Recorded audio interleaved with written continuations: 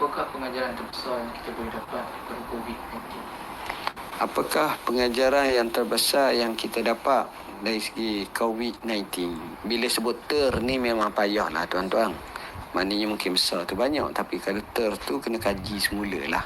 Apa benda? Cuma antara yang saya dapat ambil beberapa peringatan dan beberapa pedoman dari segi COVID-19 ni, insyaAllah kita sendiri akan keluarkan fiqah COVID-19 berkenaan soal jawab kita yang telah kita kumpulkan. InsyaAllah dalam masa kurang sebulan, InsyaAllah kita akan terbitkan buku tersebut sebagai jawapan kepada isu-isu berkenaan dengan COVID-19 ini.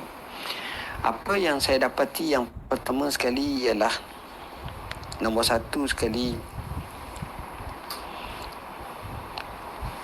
bila kita tengok sesuatu yang berlaku di tempat yang lain, tidak semestinya tidak berlaku tempat kita. Walaupun mungkin jaraknya jauh. Bayangkan China dengan Amerika bukan dekat. Kalau tengok dalam peta sebelah sini, sebelah sana, jauh, benua pun lain-lain. Maknanya bila berlaku kepada tempat tu, negeri tu, maka tak mustahil akan berlaku juga kat kita. Dan inilah yang terhasil. Tuan-tuan tengok apabila berlaku di China, apa sebahagian daripada manusia kata, oh tu di China. Tapi dia tak lupa bahawa dia boleh singgah juga akhirnya menjadi pandemik kepada dunia. Satu. Jadi poin seperti ini berlaku. Kedua, kesiapsiagaan tu bila berlaku seperti itu, kita mesti membuat satu andaian yang paling teruk, bukan andaian yang paling remeh. Tak apa. Jadi kita kumpul kenyataan mana-manalah. Sebab pada masa itu dia menganggap perkara itu kecil, tak ada apa. Dengan mengkiaskan yang terdahulu seperti Zika seperti Ebola walaupun nampak bahaya sikit, SARS, begitu juga H1N1 dan seumpamanya. Tapi apa yang berlaku sekarang, contohnya sampai kepada Tika ini yang telah dihinggapi penyakit melebihi 1 juta. Bayangkan tuan-tuan, yang meninggal dunia hampir 100,000. Hampir. Begitu ramai, banyaknya, mungkin lebih, wallahualam lah. Data-data itu sentiasa diupdate daripada satu tempat ke satu tempat, dari satu negara ke satu negara. Jadi poin yang kedua ni, kita kena mengandaikan dengan andaian yang paling, situasi yang paling teruk. Saya sebenarnya mengucapkan syabas kepada kerajaan Malaysia yang mengambil satu langkah yang bagi saya cukup baik, kerana kesedaran daripada awal itulah yang menyebabkan, kalau kita tengok sudah berlangsung sebulan lebih, tapi kadar kematian hanya 50 orang lebih.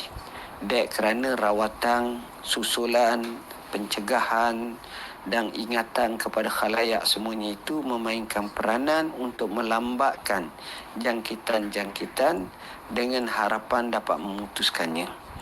Poin yang ketiga yang saya tengok dalam peristiwa COVID-19 ini adalah lahirnya kerjasama daripada ramai pihak yang pada mulanya nampak biasa, tapi mutakhir ini nampak sangat.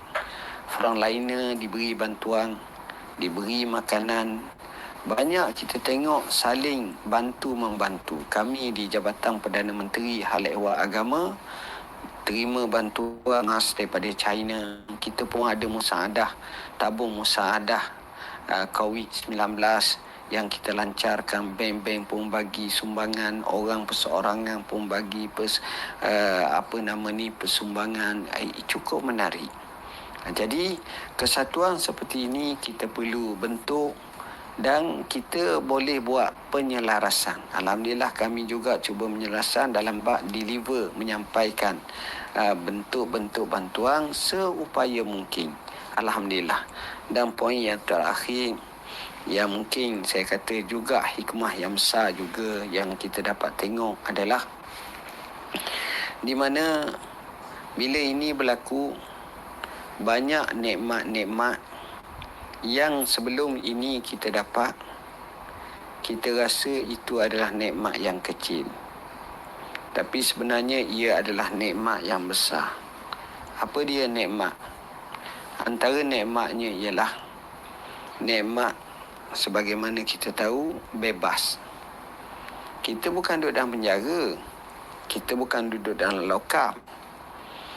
Tapi kita hanya duduk dalam rumah kita. Yang pergi keluar pun dekat dan boleh pergi mari di rumah.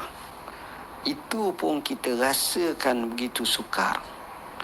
Dan kita rasa kalau selesai saja PKP ni, saya nak datang ke masjid, saya nak datang ke surau, saya nak pergi hadir majlis ilmu, insya-Allah.